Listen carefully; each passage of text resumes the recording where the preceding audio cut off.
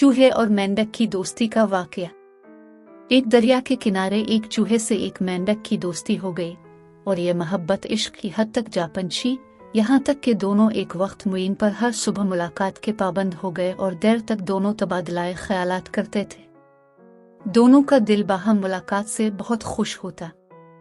एक दूसरे को किस्से सुनाते भी थे और सुनते भी थे, आपस में राज और नियाज की बातें करते, बेज़बान भी थे और बाज़बान भी थे। जब आपस में मिलते तो एक दूसरे को 5-5 साल के किस्से याद दिलाते। मेंढक से एक दिन चूहे ने कहा कि आप तो पानी के अंदर दौड़ लगाते रहते हैं और हम खुश्की में जुदाई का आम खाते हैं। मैं नदी के किनारे तुझे आवाज देता हूँ तो पानी के अंदर आशिकों की आवाज सुनता ही नहीं, और मैं सिर्फ थोड़े से मुकर्रर वक्त पर गुफ्तगू से सैर नहीं होता। चूहे ने फिर है, रात को मेरी तसल्ली और करार और नींद तो ही है, तेरा एहसान होगा कि तू मुझे खुश कर दिया करे और वक्त बेवक्त मुलाकात का लुत्फ चखा दिया करे। इस चूहे ने मजीद आजिज़ी का इजहार करते हुए मेंढक से कहा कि ए भाई, मैं खाकी हूँ और तो आबी है, तो पानी का रहने वाला है,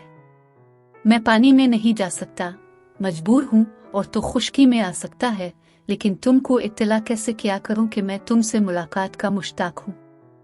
खैर, देर तक इस पर मशवरा होता रहा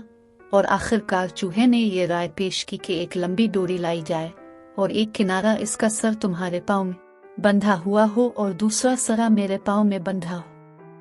बस जब मुझको मुलाकात करनी होगी, डोरी को हिला दूंगा तो इस तरह पानी के अंदर डोरी की हरकत महसूस होगी और तुम नदी के किनारे आ जाया कर, इस तरह हम दोनों की मुलाकात हो जाया करेगी। मेंढक को चूहे की ये बात बुरी मालूम हुई और दिल में कहने लगा कि यह खबीस मुझे अपने कैद और बंद में लाना चाहता है। इस ख्याल के बावजूद मेंढक ने अपने दिल में मिलान पाया कि चूहे की दरख्वास्त कबूल कर ले।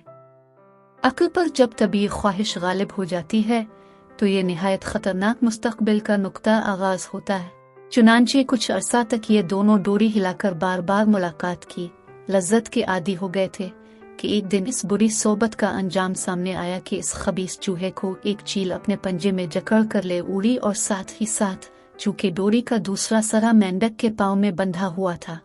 इस वजह से मेंढक भी अपनी आफियत और सुकून की जगह पानी के अंदर से अटका हुआ चील के साथ साथ ऊपर फजा में लटक गया। चूहे खबीस का जो हश्र हुआ वही इस मेंढक का भी हश्र हुआ, यानी दोनों को हलाक करके चील ने अपना लुकमा बना लिया। अगर मेंढक पानी के अंदर रहता और चूहे खबीस से दोस्ती का ये राब्ता कायम न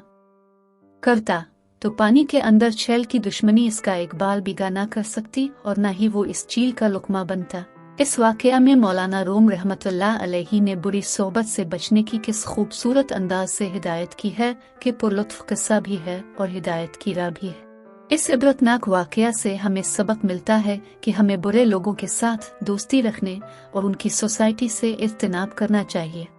क्योंकि बुरा आदमी जब अपनी बुराई की वजह से किसी दीनी और दुनियावी मुसीबत में फंसता है तो इसके साथ दोस्ती और ताल्लुक़ रखने वाला भी साथ ही हलाक व बर्बाद हो जाता है।